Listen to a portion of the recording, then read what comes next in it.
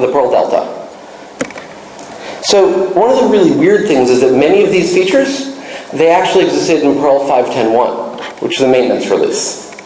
So this is one of the really important changes that's gone on recently. We have a new release process in 5.12. We have new Pumpking. But before I said, I'll explain Pumpking later. So what is Pumpking? It comes from the words Pumpkin King. What's Japanese for pumpkin?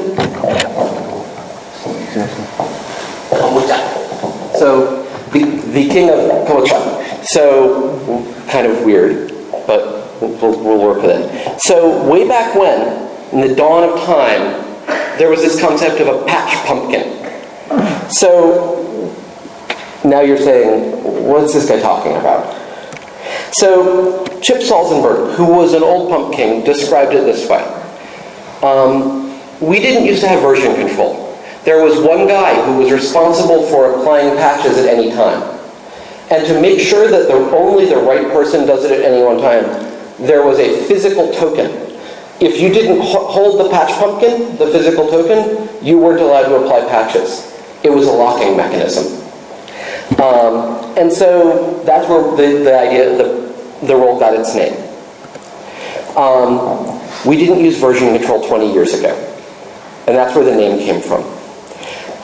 This is a very important lesson.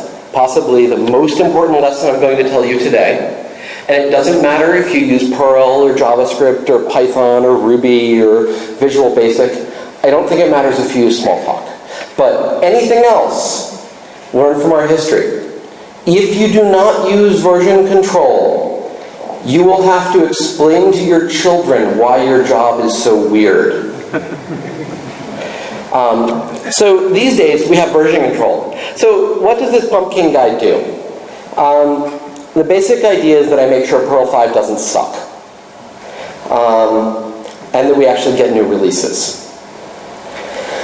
The way it used to work, so going back to 5.10, for 5.10.0 was released in the end of 2007. It took 5 years to get from 5.8.0 to 5.10.0. 5 years. It took 2 Pumpkins. So first we had Hugo van der Sanden. Hugo was the original Pumpkin for 5.10. He resigned in 2004. So that was only really 2 years in. Hugo resigned. The second Pumpkin was Rafael Garcia Suarez, RGS. RGS resigned in July 2009. Perl 5.10.1 was a maintenance release. This was the first maintenance release for Perl 5.10. It contained 2,800 commits.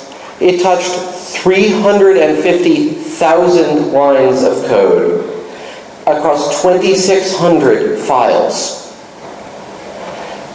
Of all of the changes that were maybe going to go into future Perl, only 700 of them were not in 5.10.1. So the maintenance release took 4 times as many changes as it didn't take. So 5.10.1 maintenance releases, and this is a long slide, I'm very sorry.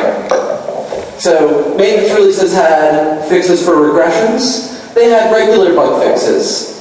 They had fixes for the build system, including new platform ports. They added new CPAN modules if we really needed them. They would update any CPAN module that was shipped in core. They might add new features if they could get away with it. The important thing was that binary compatibility needed to be maintained. And most important, don't break anything. 2,800 changes, 350,000 lines of code, 2,600 files. Don't break anything. So Dave Mitchell was the guy who was Pumpking for 5.10.1. All of those changes he looked at one by one himself and decided whether to take it or whether to leave it. So what he said is that doing all of this is very hard. Dave is very good at talking things down, an understatement. And this is maintenance. Module updates, behavior changes, bug fixes, new features. Not really easy. And it took something like 2 years. This is a maintenance release. It's not what I call maintenance. August 2009. It took us from 2007 to 2009 to get 0.1.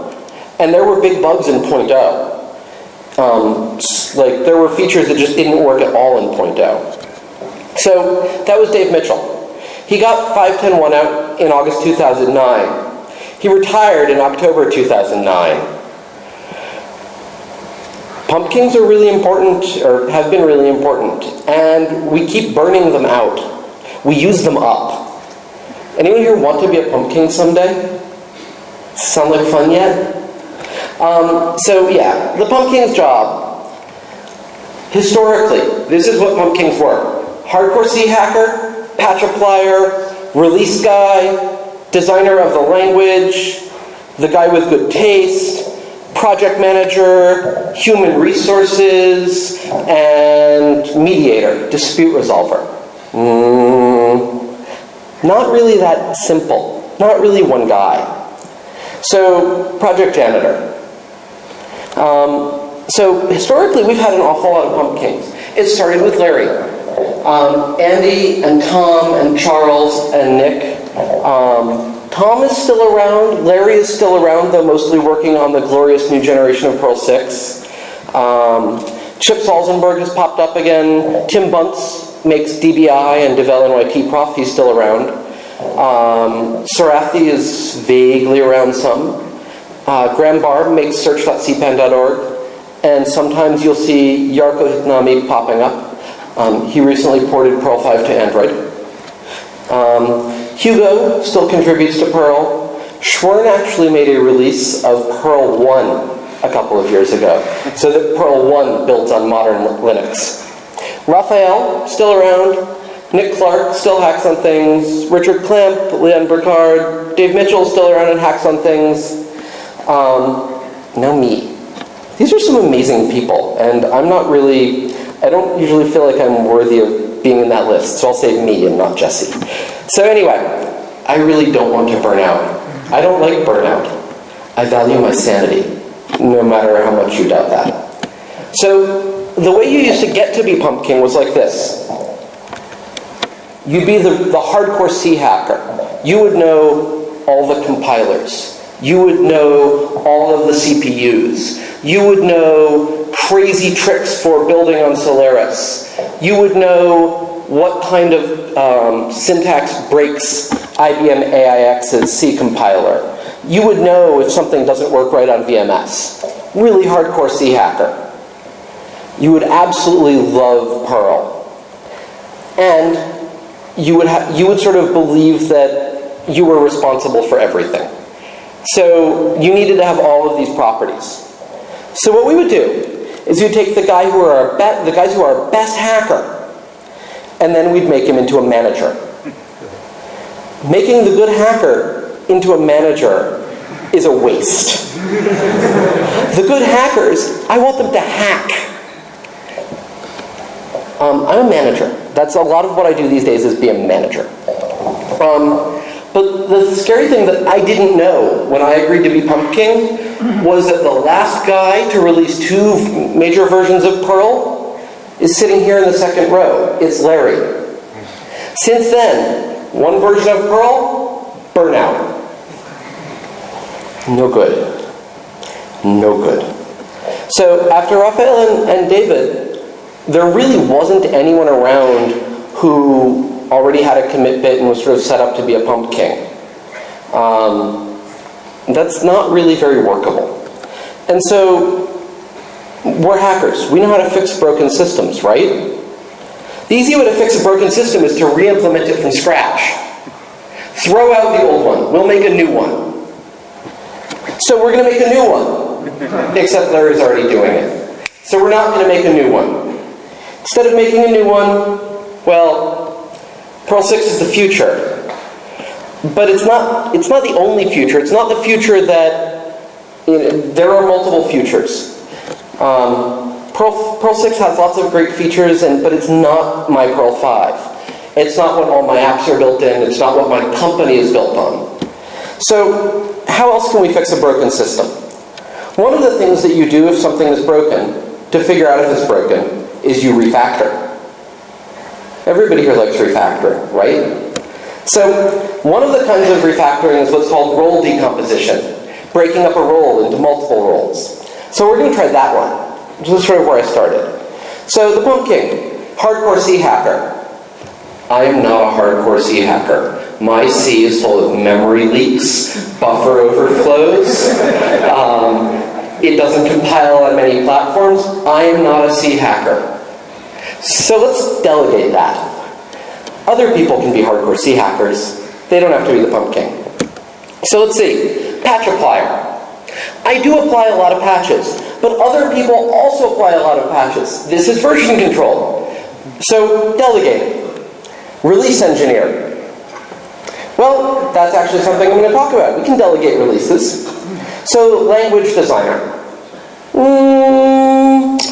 Can delegate that somewhat.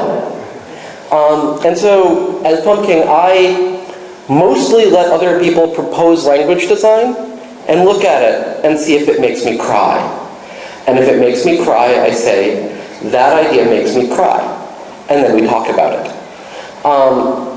So really that's what's called supreme arbiter of good taste. I'm the guy who looks at it and says, that language design is crazy. You are crazy. Be different. Still be crazy, but be better crazy. So that's something that's going to really has to stay with the Pumpking. I spend a lot of my time talking to people who are having arguments. That's part of my job. So that's something I do. I spend a lot of time recruiting new people and talking to people who are burned out. That's not something that I've figured out how to delegate yet. Project manager, as such as we have it, I am a project manager. So I set release dates. I talk to people about what goes in and what doesn't go in, and try to find people to help other people. But in open source, project managers never get to assign work. They never get to fire people. So it's a very different thing. So Pumpkins aren't C hackers. That's okay. So let's talk about release process a little bit. Getting to 5.10.0, we had development releases. In Perl, odd number major versions are development. So in 2003, we had 5.9.0. In 2004, 6 months later, we had 5.9.1. In 2005, 10 months later, we had 5.9.2. In 2006, we had 5.9.3. In 2006, merely 6 months later, we got 5.9.4 out. 2007, almost a year later, we got 5.9.5. That's kind of slow between dev releases. Getting up to 5.12.0, so 5.11.0, I released on October 2nd, 2009. On October 20th, I released 5.11.1. On November 20th, somebody else released 5.11.2. December 20th, someone released 5.11.3. January 20th, someone released 5.11.4. February 20th, someone released 5.11.5. March 21st, I released the first release candidate of 5.12.0. April 20th, we got 5.13.0. May 20th, we got 5.13.1. June 22nd, we got 5.13.2. 2 days late. July 20th, we got 5.13.3. August 20th, 5.13.4. September 20th, September 19th, 1 day early, we got 5.13.5. October 20th, that's soon, isn't it? Just a couple of days. 5.13.6. Miyagawa-san will be releasing, who will be the first Perl release engineer from Japan. So I'm very happy. But the trend here is very important. Every month, on the 20th, you get a new Perl. More or less.